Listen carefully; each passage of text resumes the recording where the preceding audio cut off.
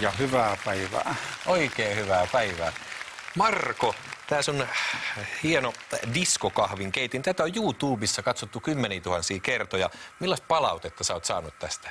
Mä olen siis yllättynyt tämän keittimen suosiosta, että enemmän on ollut kiinnostusta kuin ikinä olisin osannut arvata, että sosiaaliselle tämä on Suomi harvaan asuttu maa, että kun meillä on tuolla metsien miehet keitelleet kahvejaan siellä nuotioiden ääressä, että tämä vapauttaa ihmisen siitä siirtymämatkoista, että päästään yhteyteen toisiin kahvinkeittimeen ihan siinä omassa keittotilassa.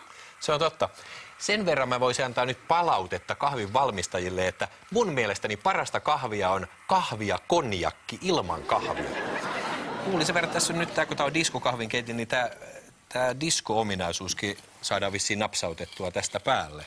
Siitä saadaan myös diskoa. Mä laitan tästä hei näin, niin pienet tanssit. Jee! Tähän rokkaa hei. Mulla on tää lantion liike hidastunut, kun on tullut tätä elintasomakkaraa tähän väliin. Panas tää pois, kato, tää on hankala, nimittäin tää musiikin liittäminen tämmöiseen kahvinkeittimeen, koska toi täys kahvikuppi kädessä on hankala tanssia. Näin on. Mut hei, onko tässä jo mukana nyt sitten kännykkää ja navigaattoria vai mitä tässä on?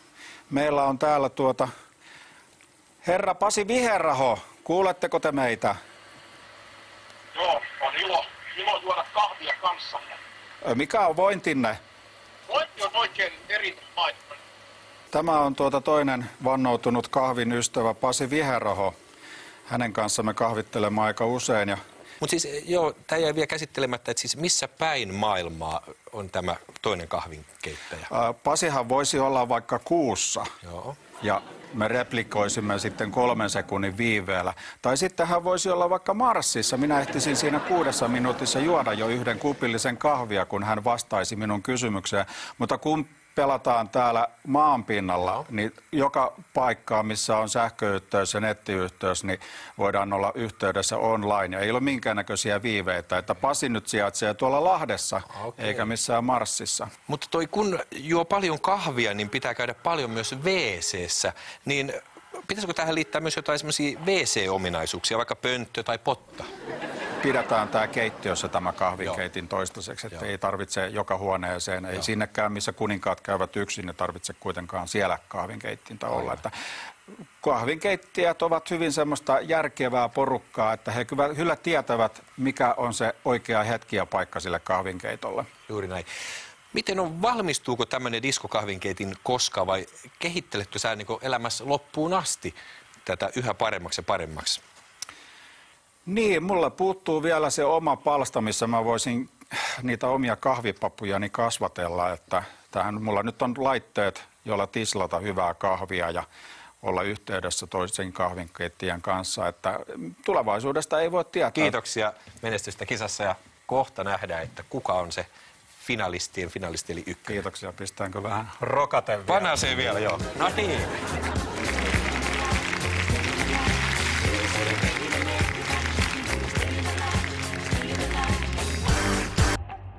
Tämä sanalasku ei todellakaan pitänyt paikkaansa. Kuten huomasitte, kauneus ei ollut katsojan silmässä, vaan katsojan sylissä. Täytyy sanoa, että hieman olen kateellinen tuolle videossa esiintyneelle miehelle, jolla tuollainen kaunotar oli sylissään. Mutta kestän sen kuin mies, eli lähden baariin vollottamaan. Ja sanonnoista palaamme takaisin tämän päivän ydinasiaan, eli siihen, mikä on katsojien mielestä Suomen paras keksintö. Voittaja pääsee esittelemään keksintöään Las Vegasiin ja matkan tarjoaa himoslomat. Onko voittaja Aaro Heikkinen ja hänen 180 asteen silmälasinsa? Vai Touko Marjoniemi ja hänen vesirakettinsa? Vai Marko Vanhanen ja hänen diskokahvin keittimensä? Vai Raimo Flink ja hänen lampipuhdistamonsa?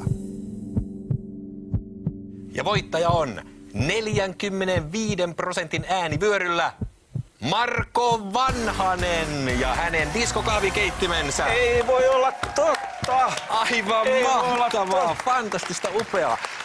Katsojat on valinneet sinut ja sinun keksintönsä parhaaksi suomalaiseksi keksinnöksi. Mitkä on tunnelmat? Kyllä se on, kun pitkäaikaistyötön tekee, niin se on jämpti. Aivan mahtavaa. Miten aiot juhlia tätä? Meneekö sä hyppimään johonkin uima-altaaseen? Mun täytyy kaikki pyytää varmaan äänestäneet jonnekin kahvia keittelemään, vaikka jonnekin iso sivusto, mihin kaikki mahtuu yhdessä juhlimaan. Että Juhlan kunniaksi kuppi kahvia maistuu varmasti. ehkäpä toinenkin voi maistua vielä.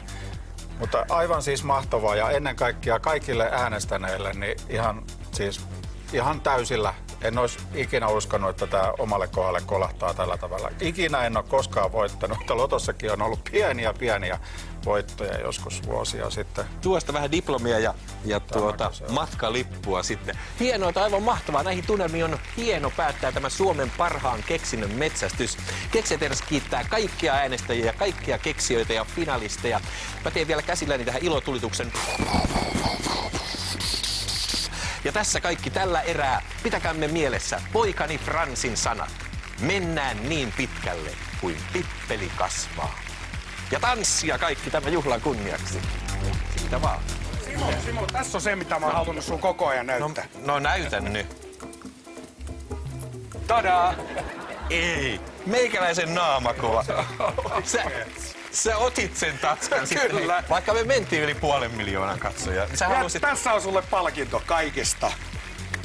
I love Turku. Tätä mä pidän joka päivä päällä. Ehkä vaan kotona, mutta toi...